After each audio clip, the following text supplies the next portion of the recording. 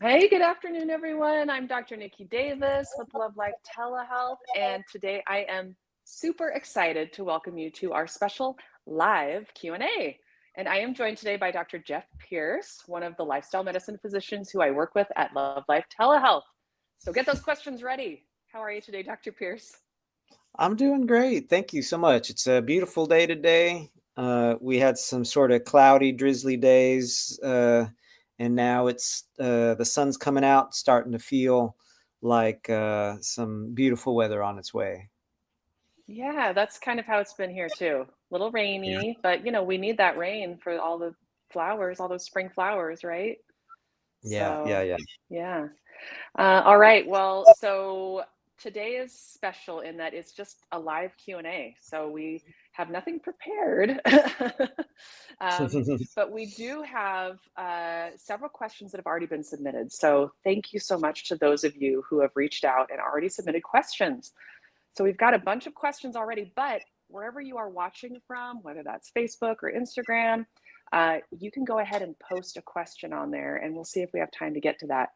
We will get through as many questions as we can today.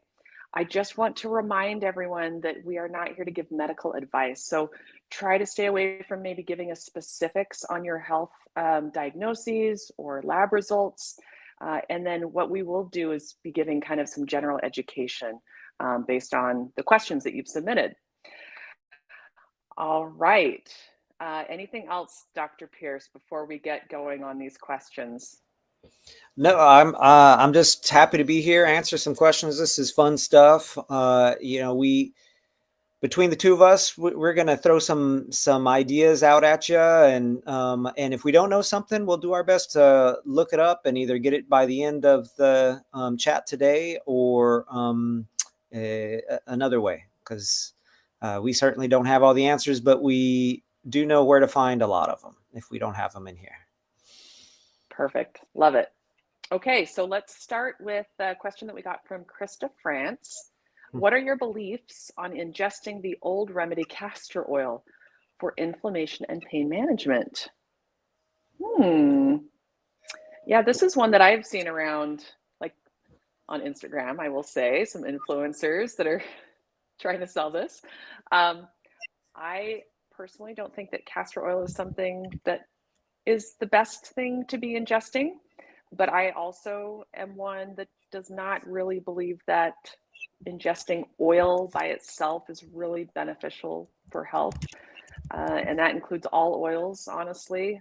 Oils, remember, are derived from some kind of whole food or product. It's not the whole plant food.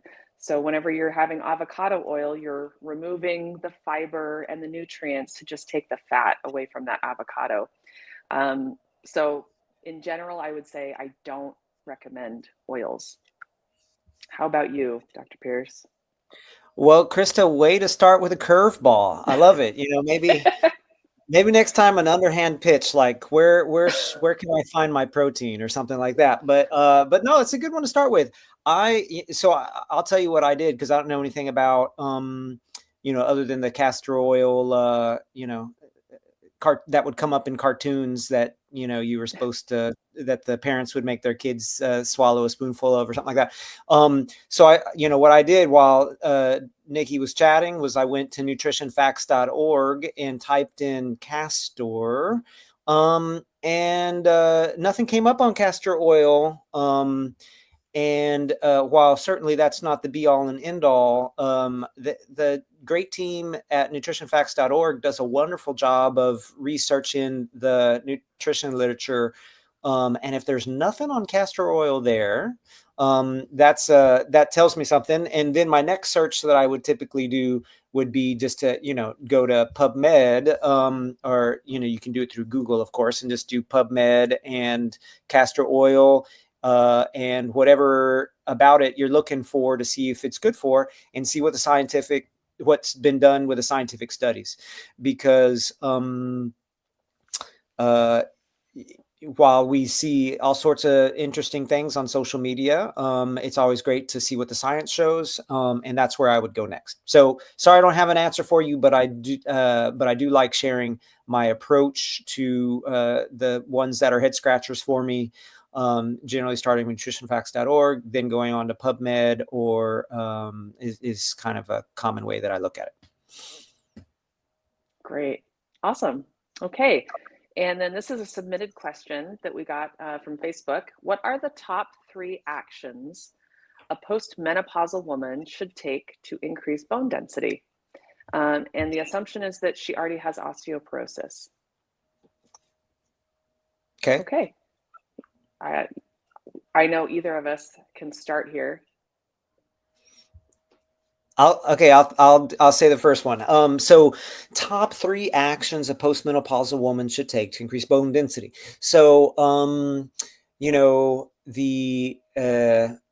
the main one that most of us think about, and I bet you it's on the top of Dr. Davis' list here too, is using those bones. And so our bones react to stresses that are put on them. And a really interesting fact about bone strength is, use them or lose them. The more you use them, the stronger they get. And so what can we do to do weight bearing exercises on a regular basis to help, whether you're premenopausal or postmenopausal, whether you're a man or a woman, is to put weight on those bones. Osteoporosis is more common in thin women compared to women who are overweight and obese. And so what we want is to not encourage you to put on unnecessary pounds, but to work on muscle mass, and also to carry a load with you, sort of like a turtle or a snail. Put on that backpack, buy one of those weighted vests that you can find where they have a whole bunch of pockets, and you can take 1 or 2 pounds off at a time, or even less than that, so that you're walking around with an additional 8, 9, 10 pounds. Don't start with all of the weights on day one. You'll never want to wear the weighted vest again. But walk around with it with no weight or just a little bit of weight on it, and then gradually build it up. And the more that we use those bones, bones are alive. And I certainly didn't realize that when you first start drawing your little skeletons in grade school and stuff. Those just seem like dead tissue that not much is going on. But as you look under them with a microscope, you see that there's cells that are chewing away bone and cells that are adding new bone, and of course all the stuff that's happening in the bone marrow. And so the bones respond to what we're doing. So number 1 is to do weight bearing exercise. Yep, I completely agree. I think that honestly is probably one of the most important ones, because as you said, your bones are only going to be as dense as they need to be. So that's why in thin women, they tend to be less dense. When you're carrying extra weight, your bones need to be more dense to carry that extra weight. So you've almost got to trick your bones into thinking they need to carry more weight. And that's where adding those extra weights comes in. So I think that's really important. There is some evidence for Tai Chi being really good for building bone density. So in addition to just weight-bearing exercise, resistance exercise, looking into Tai Chi as something that if that's something you enjoy, that can actually help with bone density. And then I would say another one would be a whole food plant-based diet. People who eat more plant foods tend to have less osteoporosis risk.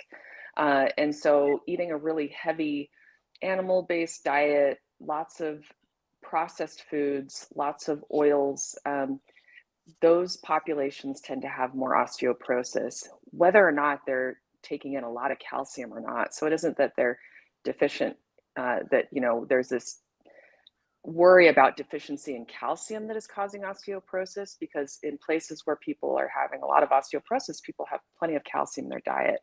And actually, if you eat a whole food plant-based diet that is fairly diverse, you should have no problem getting enough calcium. And then, of course, you want to make sure that you're getting enough vitamin D as well. And that's something that it's best to get through sunshine. So, getting outside and getting that daily dose of sunshine so that as that is exposed on your skin, your body makes vitamin D for itself. That's the best way to go about it. And of course, being careful not to get so much that now you're increasing your risk of skin cancer, but making sure that you're getting enough vitamin D. And then if it's really, really difficult for you to get enough vitamin D, depending on where you live or the color of your skin, you may need to take a supplement. So also thinking about those things too, kind of some of the building blocks of our bones as well. That sounds awesome. I And love then that. So I'll give one more of the top 3 actions to increase bone density, but then I'm going to throw in a bonus. Tell me what you think about it. But so we started with weight bearing exercise. Then it was trying to eat a whole food plant-based diet as much as possible, because we have these sort of alkaline forming foods. We're staying away from the acidifying foods, like the high processed food, high animal food diet. It's also good to reassess your medication list, and see which of those are necessary and which of them aren't. I can't tell you, as a family doc trained originally before I went into lifestyle medicine, how many people have been on a proton pump inhibitor or an H2 blocker, these medicines that we have for acid reflux and stuff like that, that some doctor, 20 years ago started a patient on, and then there hasn't been really any reassessment of whether it's necessary or not. And these 2 classes of medications, the PPIs and the H2 blockers, but also some antidepressants, some steroids, etc., can lead to more thin bones. And so, if you really need to be on that antidepressant, stay on it, right? But if it's something that would be better done with counseling and getting outside, more time in nature, social connections, and you can get off of that medicine, then do so. So a reassessment of the medication list, and it's not a surprise to anyone that the older we get, a lot of folks end up with medication lists that are 5, 10, 15, 20 medications long, and sort of buried down in there amongst the super important medications might be a couple that are contributing to bone loss, and if you can get off them, get off them. And then the curveball I'd throw in there is, why we're talking about bone density and how to increase bone density. We're not just increasing bone density so that we'll have better pictures on our x-rays, but the main reason we want thicker bones is so that we don't have a fracture when we fall, right? We don't want wrist fractures. We don't want vertebra fractures, and we certainly don't want hip fractures, which are some of the most serious fractures out there, because they're often associated, in the elderly at least, often associated with a shortened life and lots of morbidity, lots of illness, and just going downhill at that point.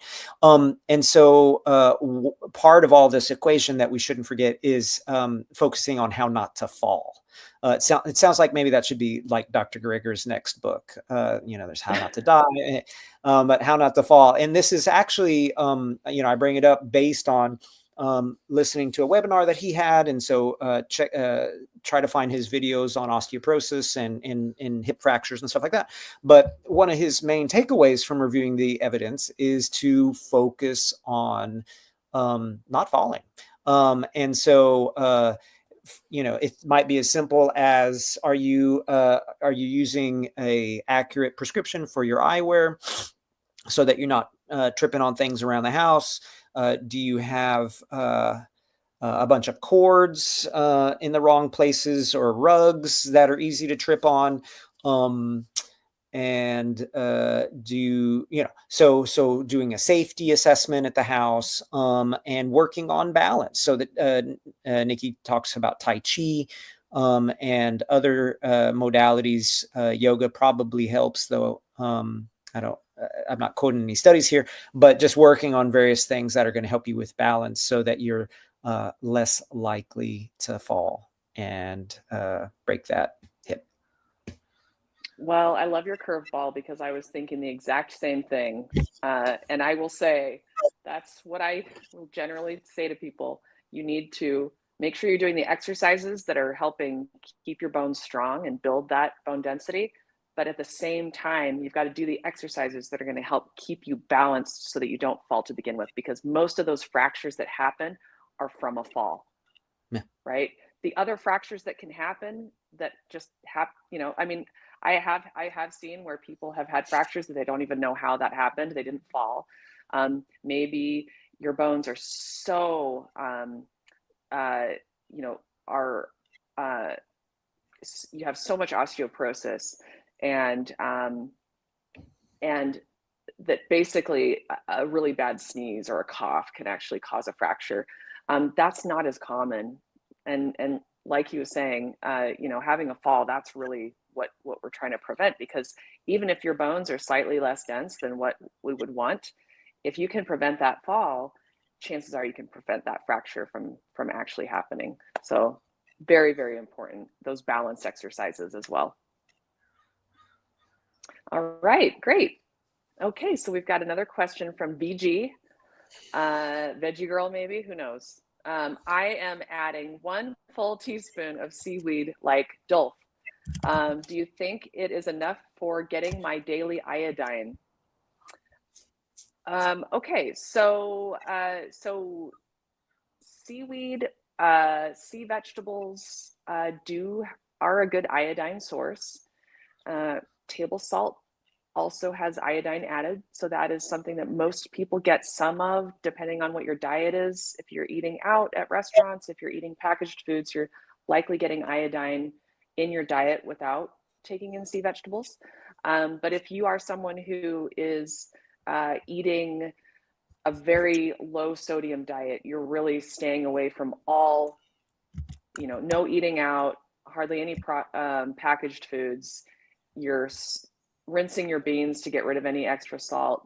You may end up not getting enough iodine in your diet. It's not very common, but yes, sea vegetables are a good source of iodine. You just want to be careful that you don't overdo it. So, and the reason I say that is that although iodine is really important, it is something that you need in your diet, and can cause things like low thyroid or hypothyroidism.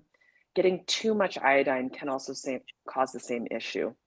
And I have actually seen that. I had a patient where they uh, they got a result back, so you can check your iodine levels. I think most of the doctors that we work with will check a urine iodine, which is a 24-hour urine collection. And he got this result back, and it showed that his iodine was slightly low. And before talking to me, he decided to eat kelp every day. And by the next time we checked, it was very, very high. And so you do want to make sure that you're not overdoing it as well. And then you are loved as saying Celtic sea salt. So sea salts, Himalayan salts, pink salts, typically none of those have iodine added. So it's really just the regular table salt. So I personally recommend to people, if you are going to use salt in your diet, which I don't recommend using a lot, if you are going to use it, try not to add it while you're cooking, while you're baking, but just to the top of your food if you need it. And we can also talk about salt alternatives that you could use instead. But if you are going to use a small amount of salt over the top of your food, so you actually you get that benefit of the small amount of salt, you want to make sure that it's a table salt, so you are getting a little bit of iodine in your diet. Anything additional? That's a cool question. Folks who are eating fish don't have to worry about getting extra iodine, but then you're kind of worried about mercury and microplastics and stuff like that. And people who are drinking cow's milk will have iodine because the practice in the industry is to clean the cow nipples with an iodine solution, and that's how the iodine gets in the milk. Getting them from sea vegetables is fine, but it can be a little tricky, just like Niki's saying. So kelp is one of those that's considered to be quite high. So if you use it, maybe once a week and just a sprinkle, Hijiki, Hijiki, is one that in general people recommend to stay away from completely because of arsenic levels. One that seems to be, you mentioned dulse. I think in the question, I usually see it spelled Dulse. Is another one. There are just many different sea vegetables out there. Nori sheets, the ones that you either buy the little individual sheets and eat the sheets, or it's the flat kind or the kind that's pressed flat for sushi and whatnot, is one where it doesn't have particularly high levels, so it's a decent one. But yeah, a little bit of iodized salt, or if you want to stay completely salt-free and you don't like fishy tasting food, then just have a multivitamin with about 150 micrograms of iodine in it, or just taking a iodine supplement by itself. So yeah, a bunch of different ways to do it, but you can overdo it and underdo it, and so find what works for you. Personally, I'm not completely salt-free in my diet, so I make bread I make my own bread, and I purposely have iodized salt for that. Yeah, I'd rather do it that way personally than take a supplement, and I don't like fishy tasting stuff. But there are all sorts of types out there, and so that's just my approach. And I think that maybe some of you saw, there was someone who had commented that there is an iodized, what was it? An iodized sea salt that's available at some Whole Foods or local grocery store. So you can definitely look, see if you can find something that is maybe a more natural salt that has iodine that's been added. I personally do like the taste of seaweed. So I love sushi. So I do get some of that nori, and then I buy those nori sheets, and I will cut them up into little strips and put those in like a noodle soup that I make often for my son and I. Okay, I'd try it. Yeah. If you make it for me, I would try it just out of being nice. So don't change the Well, if you dinner lived plan. closer. All right, yeah. All right. And then Mary Rathke says, what about iodine drops to add to drinks and food? LifeFlow has liquid iodine plus unflavored, containing only potassium iodine and iodide. So yeah, so that kind of goes along the line of if you aren't getting it in your diet through sea vegetables or some kind of iodized salt, then you could consider supplements, and that would be considered one of the supplements. So just making sure that you're not taking more than the maximum daily recommended amount, so you're not overdoing it. Yeah. Yeah. Anything else? Well, and one of these times, you and I will get on here, Dr. Davis, and talk about a patient of mine who has an interesting story of her thyroid health related to being completely salt, oil, and sugar free. That sort of surprised us, and so it is. Yes, it is important to make sure you're getting iodine somewhere, somehow. That's all I'll say for now. Ooh. All right. We have another question. So this is one that was submitted earlier. I'm on Ozempic. I was told that I need to up my protein intake on my shot day. Is that true? Yeah. So Ozempic is kind of people have probably know about it by now. I mean, this is we've had GLP-1s for quite a while for people with diabetes, but now being used for weight loss. So a lot of people are more familiar with these types of medications now. I have not heard this about protein intake on the day of the shot. Do you know anything about that, Dr. Pierce? I don't know.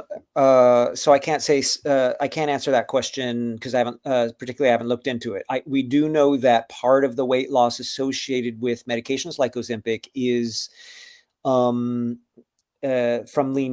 lean muscle mass. So all weight loss, whether you are losing it as part of a trial being on Ozempic or switching diets or exercising more or blah, blah, blah, blah, all weight loss tends to be a combination of things, right? We are made up of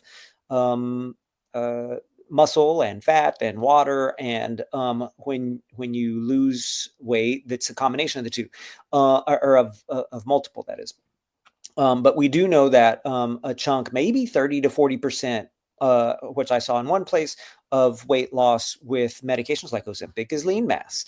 And so we want to be particularly cognizant about maintaining our muscle mass, because we want to, in a perfect world, however we are losing weight, and often it's by switching to a really healthy, whole food, plant-based diet.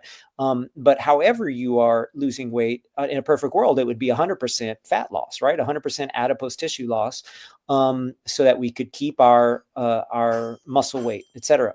But it's not like that. So what can we do to maximize our muscle mass? Would probably be making sure that we're getting enough protein, and most people in America get enough or more than enough, whether you're vegan or an omnivore, or pescatarian or whatever. But then also that we are all using our muscles so that we build them or maintain them as much as possible. As I just had a birthday the other day, and as we continue to age, we know that there is a natural muscle wasting with age. And it's not just about making sure I have enough protein in my diet, but it's making sure that we are doing weight-bearing exercises, et cetera, to keep our muscles there. And so sorry, I can't answer the specific question about whether you need extra protein on shot day. It's, the medicine lasts, any kind of medicine is going to last for longer than just the moment that we receive it, particularly a medicine like Ozempic. And so I would probably guess that making sure that we're having adequate protein and that we are doing weight-bearing exercise throughout the time that we're on it. And then often, this is kind of an aside, but often looking at medicines like Ozempic as a great sort of Band-Aid, as we are continuing to focus on the other pillars of, eating more plant-based and doing more exercise and focusing on stress and sleep and all these other things, so that eventually we get off of Ozempic to avoid some of the other long-term side effects of it. Great. And we had a comment on Facebook that kind of goes along the line with what you were just mentioning. She says, Jenny Stein says, I keep hearing about the need for more protein as we age because of sarcopenia, but I also know I can't sit on the couch and eat massive amounts of protein and have that help build or maintain muscle. Can you explain why we need more protein as we age, how much we need, and how to make sure it's used for muscle building or maintenance? So I think, we've talked about this, that you don't need as much protein as I think you'll be told by personal trainers, or influencers on Instagram. The World Health Organization recommends 0.8 grams per kilogram of body weight. And for most people, that's enough. And that takes into account that we're trying to capture all of the people and not just kind of the average, the middle. We're really trying to get the entire curve of people by recommending that amount. So that's pretty simple to get that amount, even without really trying, as long as you're eating a pretty varied plant-based diet. Every plant has protein in it. So you are getting protein every time you eat a plant. Some plants are going to have more protein, like beans and legumes. But yeah, so as you age, I don't know, Dr. Pierce, if you know, but I think probably part of it is that we don't tend to move as much. So we aren't using those muscles as much. And so then you do have some muscle wasting as you get older. And maybe that's where that recommendation came in. But in my mind, it makes more sense to go out and use those muscles to really maintain that muscle mass. I know that there was a study done where they did compare people taking a protein supplement to people just using their muscles and exercising. And they found that it was really the exercising that is really what was building muscle. It wasn't taking the supplement by itself. Any thoughts on that? Yeah, I agree. I'm sure it's multifactorial. I mean, you imagine our older parents or our grandparents as examples. Oftentimes there's limitations with going outside. There's sometimes less motivation.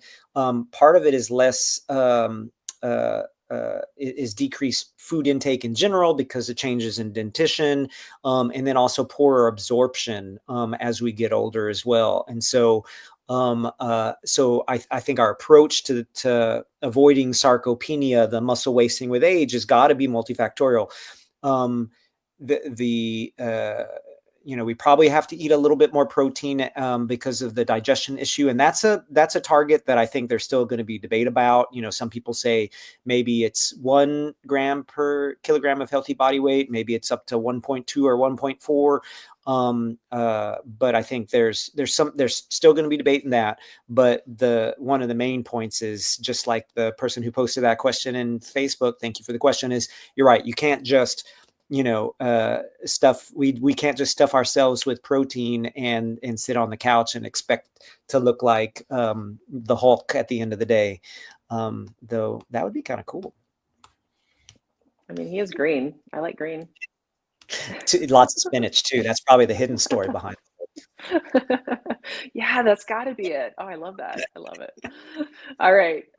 On to the next. So we have Marianne McMasters, who has a question for us. With type 1.5 diabetics, and we will discuss what that is it normal to have blood sugar be in the low 200s for a while after exercising? And is there a way to prevent this from happening? So type 1.5 diabetic. So type 1, that's where your pancreas is not producing insulin at all, or very, very minimal amount. And so you are insulin dependent. You have to take insulin shots.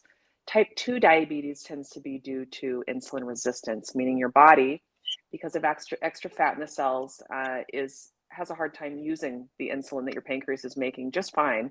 And because of that, you end up having more blood sugar running through your bloodstream, not able to get into the cells because that insulin can't work correctly.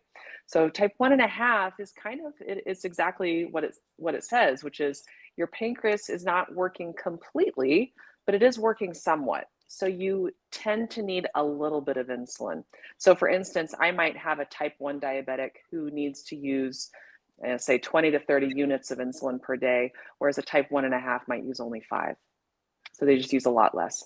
Now, type 2 diabetes is something that both Dr. Pierce and I have seen be able to be reversed through lifestyle changes, where type 1 and 1.5 cannot be reversed. However, if there's a overlying insulin resistance with type 1 and type 1.5, you can decrease your insulin needs by improving your lifestyle overall. So all of these can be improved through lifestyle.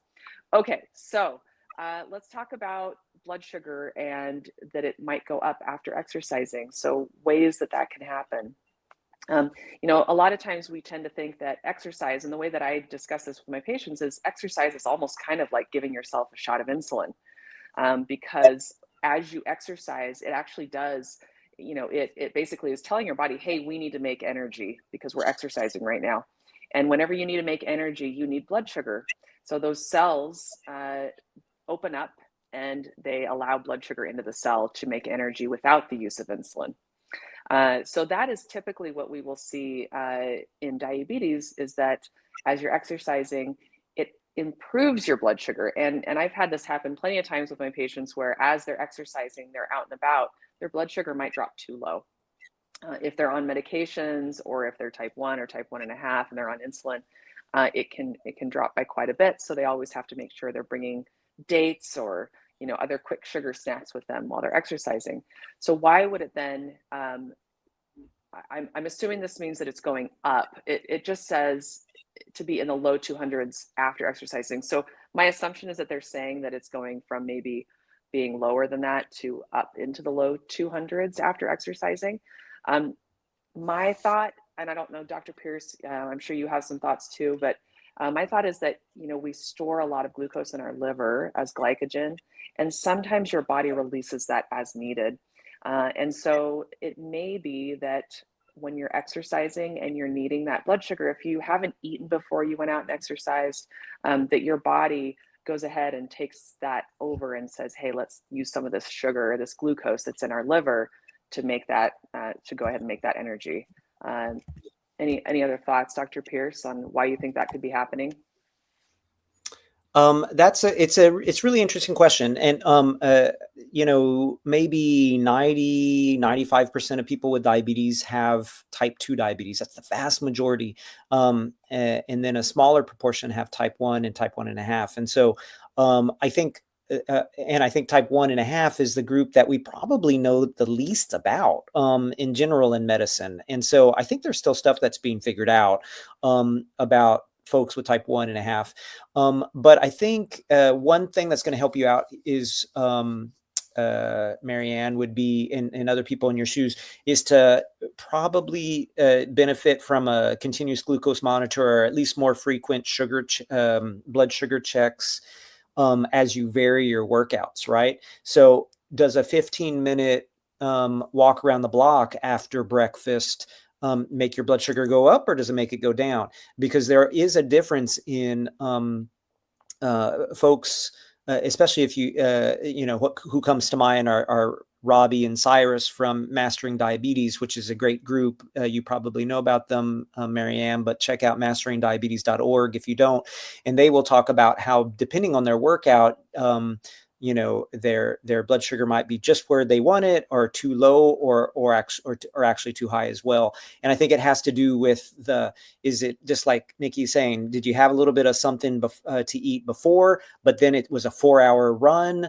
Are you being chased by a tiger, and that would make my blood sugar go up as the epinephrine and adrenaline run through your body. And so not every workout is the same. And so the cool thing about these continuous glucose monitors, or at least frequent finger sticks, is that you can be your own scientist and have your body be your own experiment, and figure out what makes the most sense for you. And if you figure out that it's really a 30-minute hike after a meal, brings your blood sugar down, well, then maybe that's what you should be aiming for, or know that you need a little bit more insulin before the kind of workout that brings your sugars up. And I guess the last thing I would say is don't take it to the other extreme, to where when folks end up checking their continuous glucose monitor every other millisecond, to where any bump in the sugar just brings on more stress, and we fixate too much on that. We're still kind of looking for overall patterns, because we don't want to stress out about one event, and we want to add the aggregate data to get the best approach. Those are my thoughts on that. Yeah, great. And I think good point is that we don't know when this is. Is this in the morning? Is this in the evening? What has the day been looked like? And so that's where it is helpful to have more of that information. And working with one of our doctors, we would be happy to help with those things. Okay, and then Barbara Smith Delahunt says, does love.life have a list of plant-based docs offices practicing by state? So I'm wondering if she is talking about in-person offices, do you think? I don't know, but we could talk about both what we offer in how to look us up for states, and then also maybe some places like PCRM or Yeah. Plantrition for brick and mortars. Yeah. So if you go to telehealth.love.life, that is where you can put in your state and whether or not you have Medicare or not, and then you can see which providers cover your state. And the state, it's not really based on what your address is, it's just wherever you happen to be during that appointment. So if you're at home in Texas and your provider is licensed in Texas, that works great. But if you are traveling and you're visiting family in South Carolina, you could see a doctor who is licensed in South Carolina while you are there. And we have 5 doctors, wonderful lifestyle medicine doctors who are in all 50 states. But Barbara is wondering about seeing people in person. So yes, so there are some great, in addition to seeing us through telehealth, you can see there are plenty of plant-based and lifestyle medicine providers around the country who practice this type of medicine. And the ones that I'm familiar with are PCRM, and that is just, I think PCRM, I want to say is is it just PCRM Find a Doctor? I think If you PCRM put in dot pcrm.com/find-a-doctor? Yeah, I would either go to pcrm.org or and search in their search bar, or just put it in a Google search, PCRM, and a physician Yeah. directory. They have it, and Plantrition. Yeah. And the Plantrition, yep. And then there's the Plantrition project that they also have. And I don't remember exactly what that website is either, but if you just look up Plantrition providers, you'll find that website as well.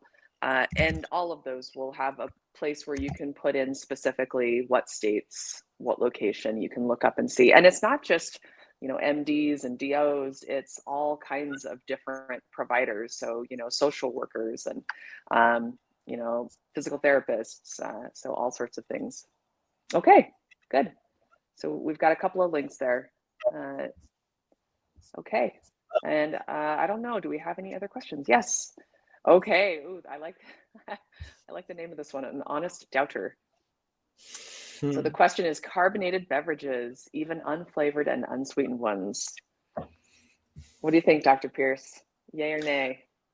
Well, I mean, the carbonated water, for example, either the kind that is bought in a store, or that you can make at home with a little carbonating machine, I think is fine. I think the ones that don't have any sweetener um, are the way to go. And then just add your own, like some frozen strawberries, or some mint and cucumber, or whatever you're in the mood for.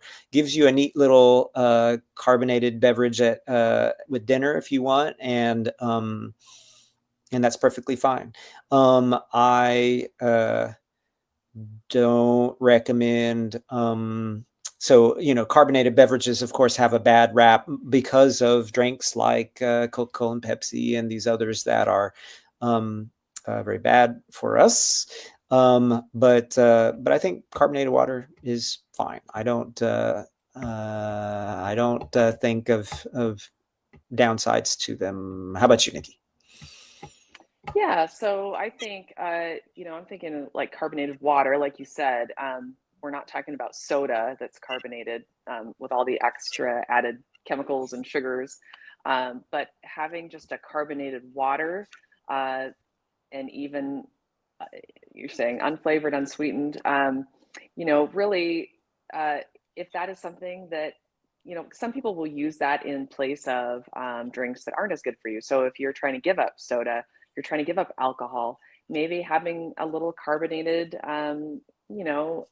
like LaCroix water is something that you can put in a fancy glass, and it is something more than just tap water, right?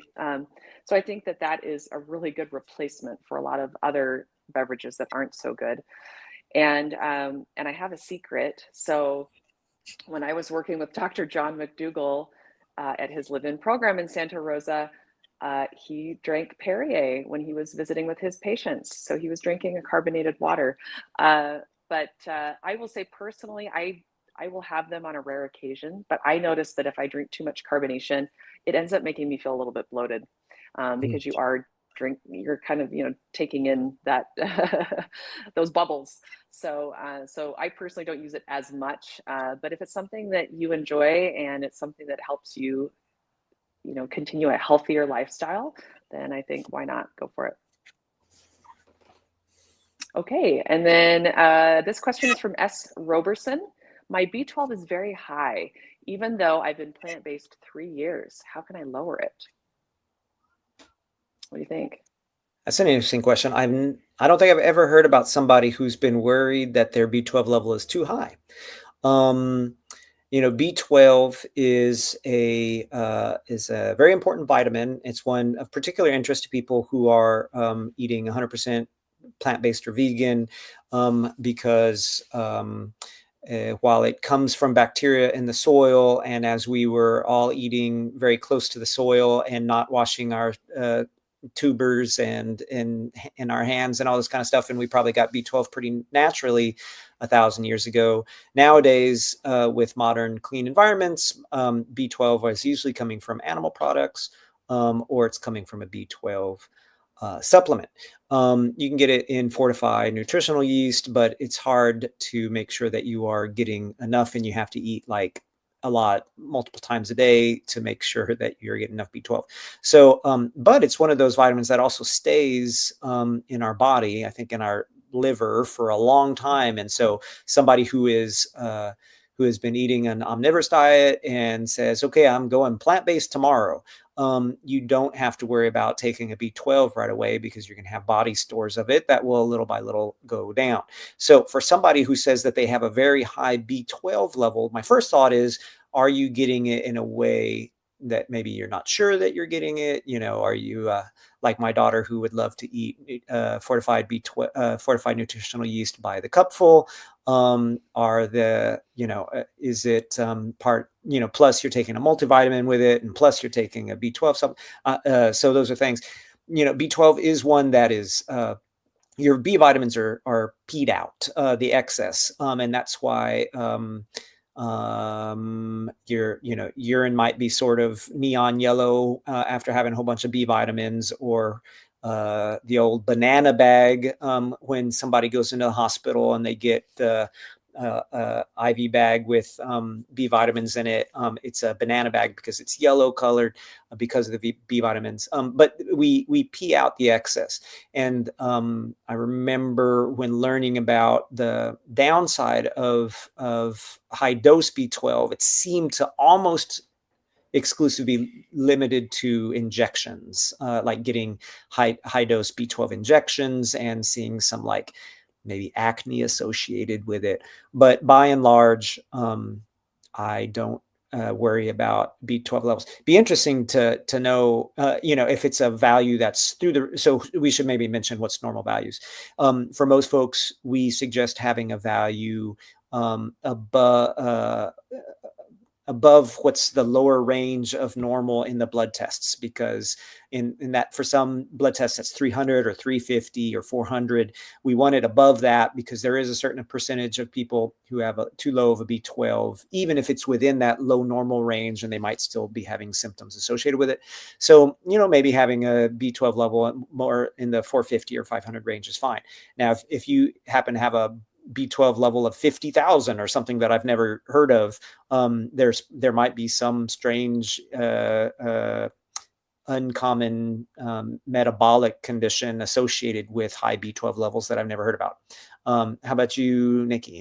Any thoughts on that? Yeah, usually when I see a high level, it's either greater than 2,000, so it doesn't give you an exact number, or I've seen where the upper limit of normal is somewhere in the maybe 1,100 or 1,200 range, so even 1,300 might be too high, Yeah. too high. So, but I agree with you. I usually, when I see people like that, I just say, hey, let's just skip taking B12 for a while. We'll recheck again in another year, see where you're at. I'm usually not concerned if it's in the high range, but I am curious to know what very high means. So I think depending on how high that is, making sure you're talking to somebody about it, and then like you already mentioned, just looking at, are you getting it in other ways, and just try to minimize that until it does come down. But again, there's not really too much risk to having an elevated B12. It's more having a low B12 where we worry. Okay. All right. And then the next question is from G. Ackerson Outback. Dry skin on arms and legs. G says, I believe I'm well hydrated, takes cool showers, I'm assuming, has daily chias and flax, is whole food plant-based with a minimum amount of salt, oil, and sugar included, large variety of plants. So Dr. Furman's G-bombs, and fermented plants. What am I missing in my intake? Yeah, so that's a tricky one. It's these kinds of questions, I feel like it just gives me more questions. It makes me want to sit down and actually talk with you through this and see, when did this start? And, there's so many other questions that I have about this. Typically, when we're talking about dry skin, we do want to make sure that you are well hydrated. That's where when you have itchy skin or dry skin, that's usually the cause. It's just not being as well hydrated. But there are some other things that can cause that, and eczema can cause you to have kind of some of that dry skin, itchy skin. So I don't know that we can give a very specific answer on this one. What do you think, Dr. Pierce? Um, I have a couple thoughts on it, and then after I just found something online looking up research about high levels of B12, and so I'd love to readdress that if it's Yeah, not too late. But it absolutely. sounds like G is doing all sorts of really healthy things for their skin. You know, I think about in the winter, dry skin from just the forced air heating that so many of us use in the house, just creates a drier environment. Or if you're living in a place that is hot and dry, like California during the summer, or Arizona, or one of these places, its skin's is still gonna have to deal with the ambient conditions, and um, uh, having some sort of a healthy skin lotion to put on, skin cream to put on after getting out of the shower, I think is a good idea. And I just saw in Gregor's How Not to Age book that there was a benefit of putting on some sort of a skin hydrating component, and now I can't remember why, but I was like, I don't do that. Maybe I should start doing that. So you're doing all the right things when it comes to diet. It sounds like you might just need to put a little lotion on, and that would be acceptable. Yeah. Yeah, Um, and and we're talking about with dry skin, I usually would recommend buying a cream that is not really as water-based. If you buy like a nice thick cream, like CeraVe, Aquaphor, they sell like these nice big thick creams that you kind of scoop out of a jar, and that can help keep that hydration. Lotion can be sometimes a little bit more drying depending on how much water is in it. Okay. And then, yeah, you want to update us on the B12 question? yeah. So just one article that I found on high vitamin B12, and I'll put the link here. And Christy offline here, if you're or off camera, if you can grab it and share. But it's just one study that's talking about what might explain sometimes people having high vitamin B12. And of course, I don't know if this fits with the person who was asking specifically, but it says it has been detected in patients with kidney failure, liver diseases such as cirrhosis and acute phase liver inflammation, hepatitis, alcohol use disorder, solid tumors, malignant blood disorders, and a whole bunch of sort of serious sounding stuff that, if you are doing great and healthy and feel like a peach, then probably doesn't pertain to you. But it might be worth speaking to your primary doc about, to make sure that this long list of sort of serious conditions, none of them would pertain to what you're dealing with. So that was a good lesson for me to that occasionally you can find folks with high B12 associated with some of these more serious conditions. Yeah, thank you. All right, and I know we've got just about 5 more minutes left, so we'll try to get in whatever we can at the end here. We have Chloe Stein asking, any lifestyle medicine tips for relief, management, potential reversal for someone with severe seasonal allergies? What do you I think? think it's a great question. Thank you, Chloe. And it looks like maybe Chloe is some sort of a tool maker because she's got a wrench right next to her name. No, but thank I think that's the YouTube symbol. you. Oh, really? The little thing that looks like a wrench? Oh, anyway, the I don't see a wrench. I see a little you don't see YouTube. a wrench on yours. You just see the YouTube symbol. That's weird. Okay. Um, you can confirm later, Chloe, if you work a lot with wrenches. But your it's a great question, and I was just listening to a moderator for the YouTube channel. That's great. Okay. So I was just listening to a wonderful podcast. If y'all don't know about Dr. Furman's podcast that he has with his with one of his daughters, and they just had a nice podcast talking about allergy and asthma right now, and it's a lot of the stuff that Niki and I already talk about, but some new stuff as well in his approach. So check out the a recent one of the recent episodes by Dr. Furman's podcast. But it's a apropos question, Chloe. Now's the season here in the spring where lots of people are suffering, and the good news is that yes, there are a lot of these same changes that people make to um, help their diabetes, reverse their high blood pressure, cut their risk for heart disease. Also helps with seasonal allergies and asthma. And the way I think about it is. You want to flood your body with anti-inflammatory type foods. And so, you can think about Dr. Furman's G bombs, the greens, beans, onion family, mushrooms, berries, and seeds.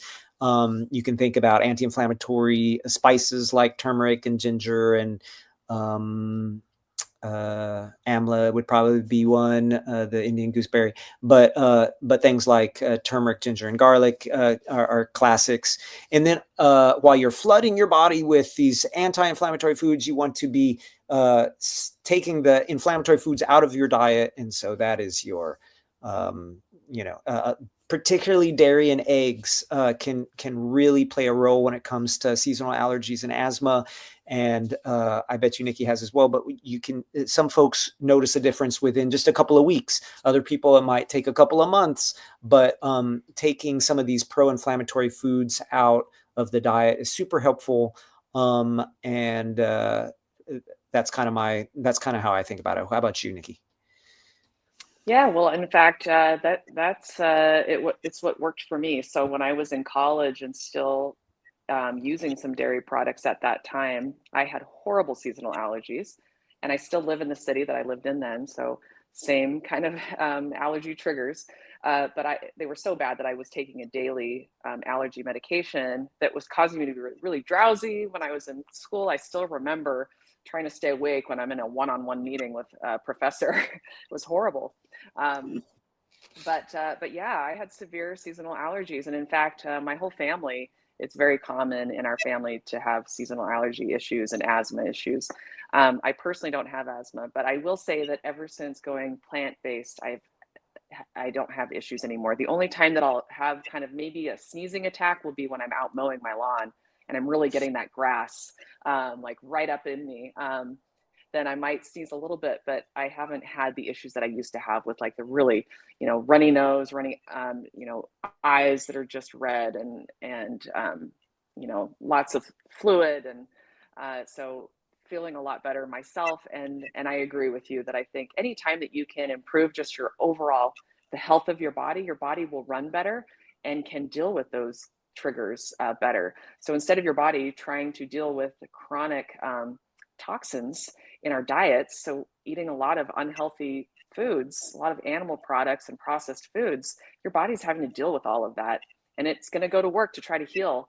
But boy, if your body doesn't have to deal with that and it can just focus on some grass, and then your body's just going to run better. And hopefully you are one of those people that when you change over to a healthy plant-based diet, that works for you and helps minimize that. I I I I just I just wish more people would take that step for that same reason, because you see people suffering. And I live in a area in Northern California where lots of people have bad allergies, and I had allergies when I first moved here, and now I spend much more time outdoors, but don't eat dairy or eggs, and I haven't taken a medicine for allergy in a decade or more. And it is more people just need to hear this. And while maybe somebody's like, okay, yeah, so no milk, no eggs, how in the world can I live my life? Because so many of us, our diets are built around that. And so I think we should definitely soon have a good talk and invite Chloe the toolmaker with on the show and talk about how do you survive, how do you eat a super delicious diet without, allergy prone cow's milk and eggs, and how to thrive without sneezing all day. Yeah. And love what you eat. I Yeah. love what I eat. You guys, it doesn't have to be something that feels restrictive, that you're on this horrible diet for the rest of your life. No, it can be wonderful. It's just getting to that place where you're living a new lifestyle. You just have to get over that hump of making that transition. And once you get there, it's so simple, it's so easy, and it's wonderful. And you feel good. And you don't have to take allergy medication. All right. Anything else, Dr. Pierce, before we wrap up? A real pleasure to spend this hour with y'all. And sorry we couldn't get to all the questions. It means a whole lot to us that you bring your questions. And